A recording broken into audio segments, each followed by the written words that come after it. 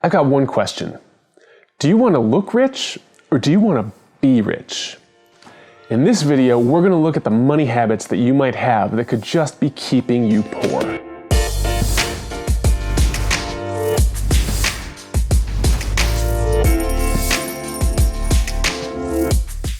How's it going, everybody? Welcome back to the channel. If it's your first time here, my name is Jay, and on this channel, I give you the tools, the tips, and the tactics that you need to get the most out of your money. And today, we're talking about bad habits. Specifically, bad money habits that you could be making that are keeping you poor. And the first bad money habit on that list is not knowing where your money is going. Now, it seems pretty obvious. If you don't know where you're spending your money, how can you have a solid grasp on your financial situation? Now, I'm not the kind of person that's going to sit here and tell you that you need a super strict budget, you need to track everything down to the penny, because I'm not like that, so I wouldn't tell you to be like that. But what I will say is, even if you don't budget that strictly, you do need to monitor your spending and monitor where your money is going when it's coming in from your paycheck. You need to know the areas you're spending more than others and where you might be able to cut back if needed. It is good to, once or twice a year at the minimum, do a deep dive on your finances and make sure that you're actually spending what you think you are where you are. Now, if you are a strict budgeter, you'll be way more on top of that, but at the bare minimum, you want to be checking in a couple times per year and making sure you have your financial house in order. So to go along with that, make sure you're paying yourself first. Make sure you're getting those transfers into your savings and into your investment accounts or whatever your goals are. Make sure you're doing that before you're going and blowing any discretionary money that might be left over after your bills. The next bad money habit that could be keeping you poor is not investing early. Now, I've said it a bunch of times on this channel, but time in the market beats timing the market, and it's especially important to start investing as young as possible. Now, if you don't want to take my word for it, take a look at this chart from JP Morgan. Now, this chart exists on the internet in various forms all over the place, but the key is essentially the same. We have three different people. Our first is Susan. Susan invests $5,000 per year from age 25 to 35, and then she stops. So she has invested $50,000 total. She stopped investing altogether at age 35. But at age 65, that $50,000 she invested has grown to over $600,000. Now let's contrast Susan with her friend Bill. Bill invests that same $5,000 per year, except Bill invests $5,000 per year from age 35 to age 65. He invests $150,000 total of his own money, and at age 65, Bill's investment has grown to over $540,000. So I'm going to pause there because I think it's really important to drive home this point.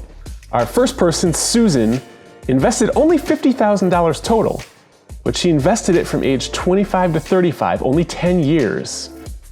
Bill invested the same $5,000, he's making the same investments, and he invested for a longer time period. He invested for 30 years, age 35 to 65.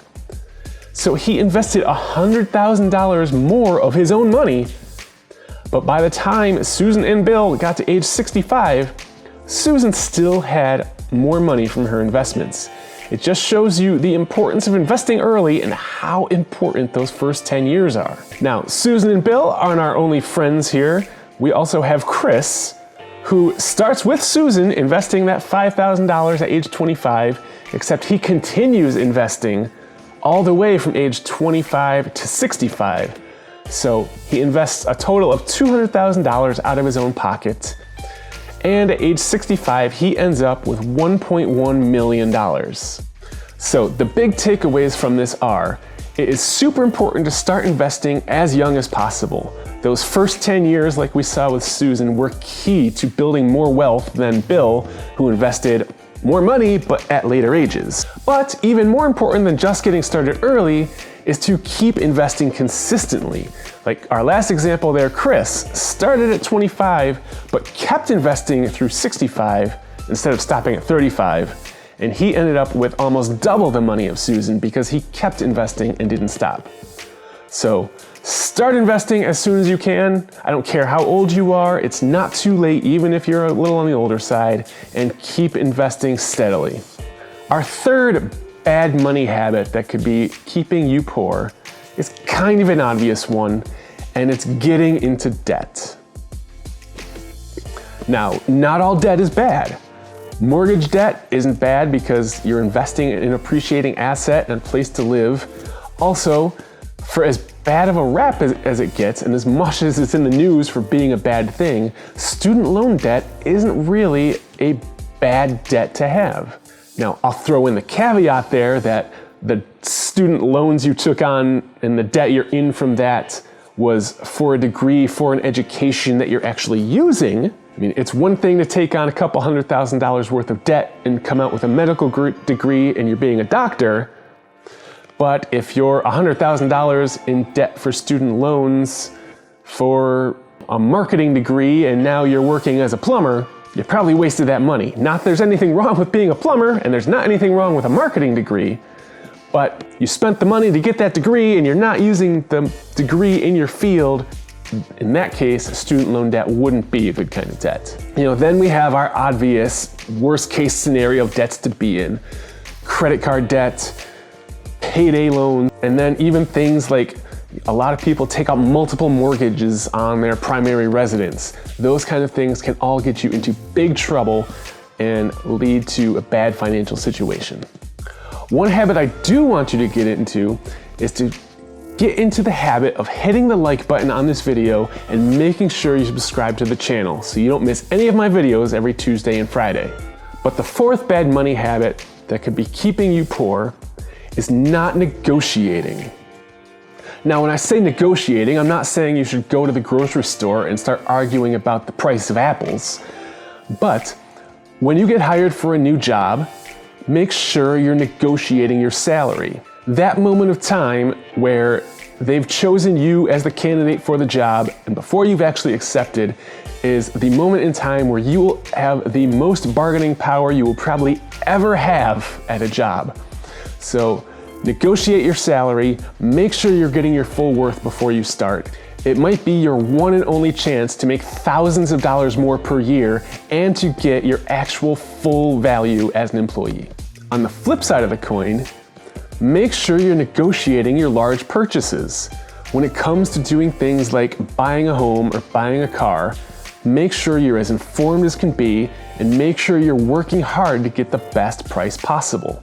Again, it's something as simple as a conversation with another person that can save you thousands of dollars on that purchase. Now, it's a skill you have to practice. It can be uncomfortable when you're starting out, but getting comfortable and learning how to negotiate and making sure you negotiate in these situations can earn and save you tons of money. The next bad money habit that is keeping you poor is overspending to keep up with appearances or keeping up with the Joneses. Now, we live in a kind of vain society where we all want what other people have and we always want the newest, latest, and greatest thing that's out there. Oh, my iPhone is 2 years old, I better rush out and get the newest model. Or, oh, I have to make sure I'm wearing all the designer brands of clothes and shoes. Or, I have fancy watches and jewelry. But it also manifests itself in things like where you live. So many people buy way too much house and take on way too big of a mortgage because they want the recognition of having a big fancy house in the best neighborhoods and the best schools. One of the biggest ways that overspending to keep up appearances manifests itself is with cars. The median household income in the United States is around $65,000 per year. But the best-selling car in America is a Ford F-150 pickup truck, which averages around $40,000. But if you get it with all the options and bells and whistles, it can easily be a $50,000 to $70,000 purchase. Then you figure a lot of people are financing their cars at probably 3 to 4%. Next thing you know, that car represents a $1,300 a month commitment in a loan you have to pay.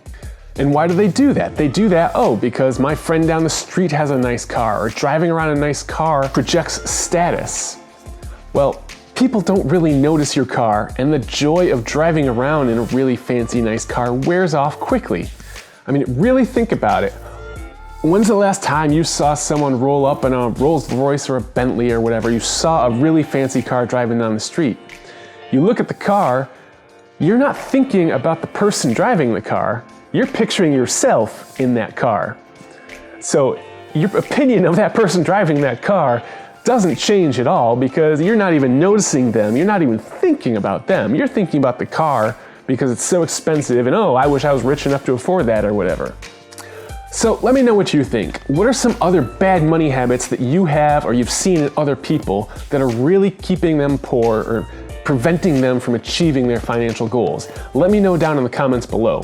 And if you like this video, make sure to click on one of these two videos that's about to pop up on the next screen.